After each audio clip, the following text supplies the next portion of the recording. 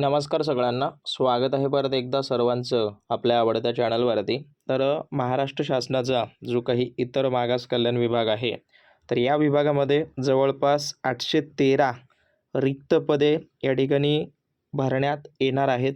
तर ती रिक्त पदे कुठली कुठली आहेत आणि त्यांच्यासाठी आवश्यक असलेली पात्रता नेमकी काय आहे, या संदर्भातचा हा व्हिडिओ आहे.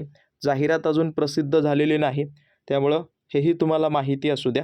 फक्त जाहिरात येण्यासंदर्भात आणि त्या ठिकाणी भरण्यात येणारी जी काही पदे आहेत त्या संदर्भात ही माहिती असणार आहे. त्यामुळं काळजीपूर्वक पाहून घ्या.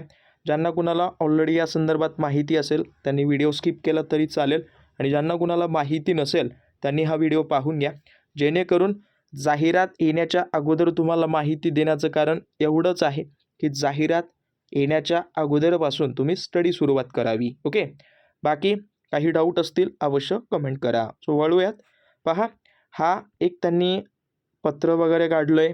त्या पत्रामध्ये सरळ सरळ सांगितलं आहे की या विभागामध्ये जी काही रिक्त पदे असलेली मंजूर पदे त्यांनी सांगितलेली आहेत, तर त्या पदांमध्ये कुठल्या कुठल्या पदांचा समावेश आहे सो पाहून घ्या.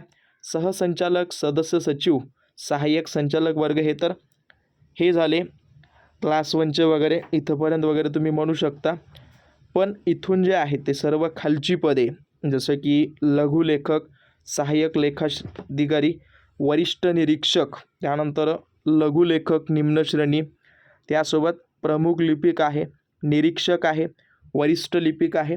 ही सर्व जी शेवटच्या तक्त्यात दिसत आहेत ती रिक्त पदे आहेत. येत्या कालावधीमध्ये याच रिक्त पदांची जाहिरात येण्याची दाट शक्यता आहे. त्यामुळं जे विद्यार्थी या स्पेसिफिक पदासाठी तयारी वगैरे करत असतील सो त्यांच्यासाठी ही एक अलर्ट आहे जाहिराती संदर्भात.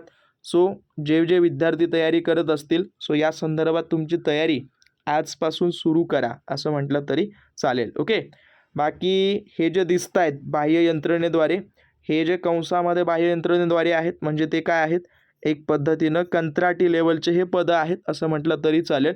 बाकीचे जे दिलेत जनसंपर्क अधिकारी, त्यानंतर जे काही असतील शिपाई झालं, हे रेग्युलर आहे, ते गव्हर्नमेंटचे आहेत. ओके, तर अशा पद्धतीनं 813 पदे या विभागामध्ये रिक्त आहेत, मंजूर झालेली आहेत, पण अद्याप भरलेली नाहीत असं म्हटलं तरी चालेल. ओके, सो लक्षात ठेवा, या पद्धतीनं त्यांनी मंजूर केलेलं आहे आणि येत्या कालावधीमध्ये ही रिक्त पदे लवकरात लवकर भरली जाण्याची शक्यता आहे. त्या संदर्भात ही अपडेट होती. जेवढं होईल तेवढं तुमच्या मित्रमैत्रिणींसोबत शेअर करून द्या. काही डाऊट असतील अवश्य कमेंट करा. बाकी पाहत राहा आपलं आवडतं यूट्यूब चॅनल. धन्यवाद. सबस्क्राईब केलं नसेल तर अवश्य करून घेऊन बाजूचा जो बेल आयकॉन असतो त्याला दाबून घ्या.